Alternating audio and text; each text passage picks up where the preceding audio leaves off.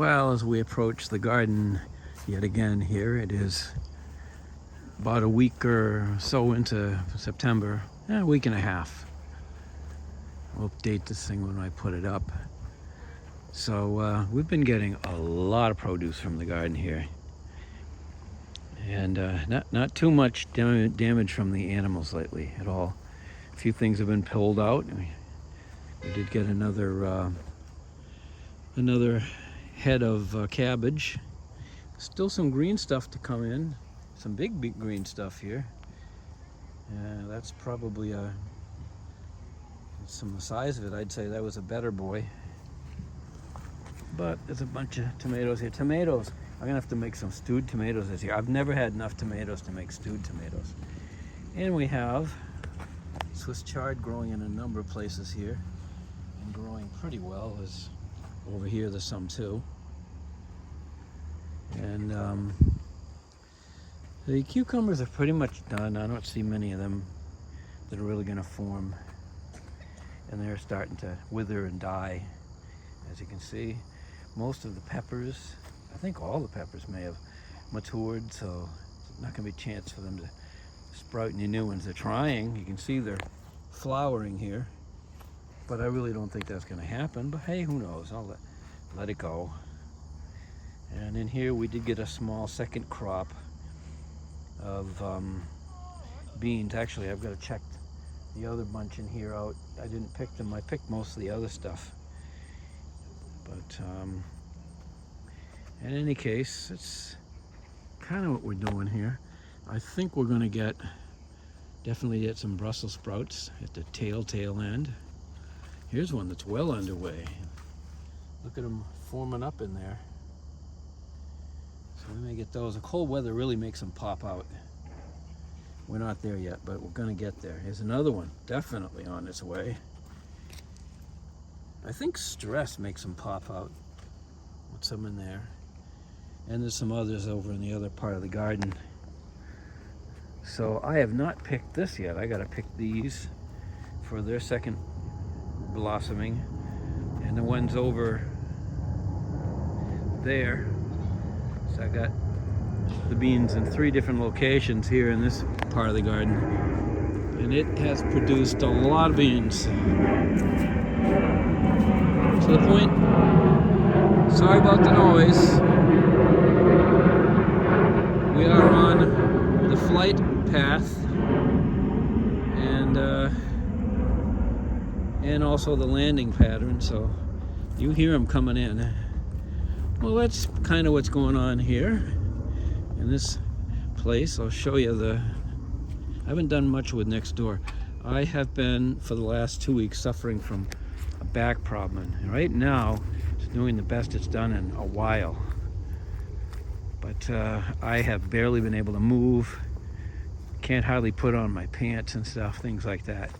So here, I've decided what I'm gonna do, especially with my back being hinky, is I'll be loading these, the wood and stuff over to this side of the garden. I'll just stick this stuff beside these bricks that will eventually replace those tubs in there in raising the garden. And so I'm going to be moving all this stuff. That's what I want to get to work on here. It can be done late in the season, but I think it would be better if I did it sooner and then get this all rototilled, smoothed out, and plantable grass. And that will be the end of it. Oh, I got to remove these posts that I come up with a way to do that. There's 3 of them that are stuck in the ground. Could dig them out, but I've come up with a solution. If I have to, I will dig them out. But that's where that's at. Okay, and then we have over here, finally some fruition to something over here, which I've shown before. 2 places actually. It's some fruition, not much though. Well, look at this. 2 blooms. And there was another one down below here that has gone away. And we have some more that are forming up. Finally, some morning glories. I want to get them growing maybe right here for future years. Protect them enough that they can get big, like I'm doing with the cages here, and let them grow up and make lots of morning glories right in this area. That would be great. These bricks are going to be gone. They're going to be in the garden as a part of that whole project. But that's what I'd like to do. I got to move all these, plus stuff behind the shed. It's all going to get restained. It's about time. I mean, it's not horrible, but keeps it from rotting. I've got a gallon of it. I don't know if that'll be enough though, but we'll see. So anyway, back over here to this garden, and I'll continue with what I was showing, which is morning glories. As we come up on the second place, I've planted them right here, and we have two of them here. Pretty white one, and this dark blue one. The ones I had before that completely covered that fence back in the day when there was sunlight there, they were kind of a light blue. But I'm glad to have multicolor ones here. So these are still going great. They're not blooming now. They bloom in the morning or in the evening. They're the Japanese wonder plants. Here's a second crop, a fall crop, particularly planted for that reason. And I've stacked 2 cages to keep out the deer when it gets tall enough to bloom. And all the rest of it I've picked. I'm pre-picking the tomatoes so that there isn't much for them to grab a hold of. So maybe they won't be as attracted to here.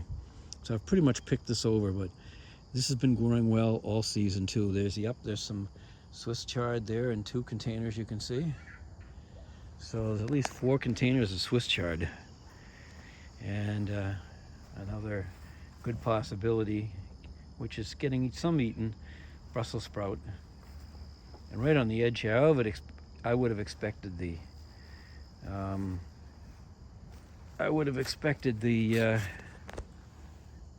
gopher to come in. And there's a last but not least, I just saw it in there, head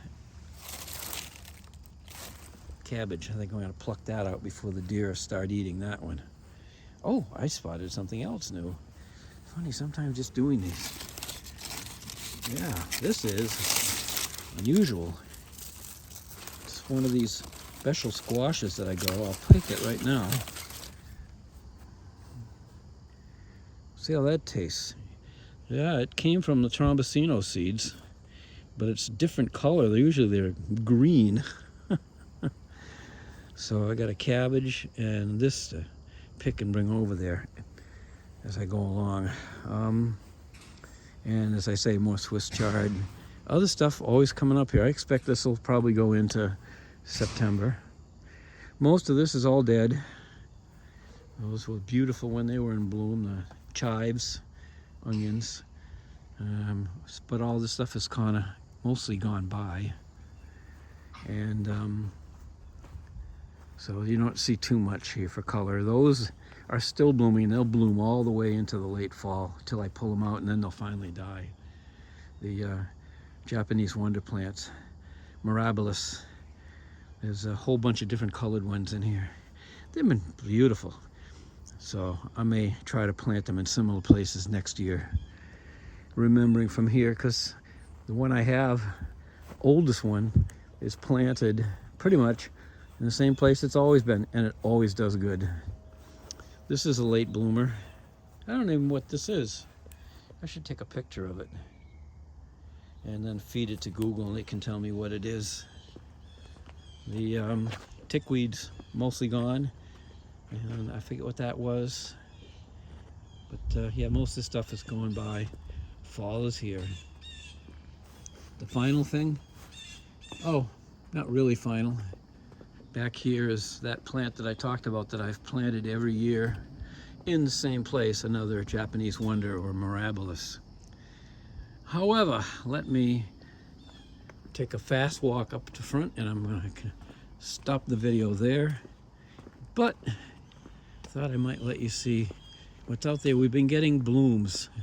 We've been getting hibiscus blooms. And pretty soon I'm going to take the fence off and let the deer have their way if they still want to eat it. but there have been, and there still are more hibiscus blooms to come in. There's one. Go around to the side here, you can probably see it a little better. But there's one right there. And I think there's a couple more there. I'm not sure. And I don't know if that's a couple more there or not, but there may be a few more. There's a bunch of them trying to form up. They had to form them late, so they're coming in late. Normally this time, the plant has shot its load. And I've got pictures and videos of it with, and maybe I should put one of those up. It's on my phone, and it shows, I don't know how far back it was, but it shows when I used to get maybe like 5 to 10 blooms every day. And they only last a day, but there were that many of them. That's it for now.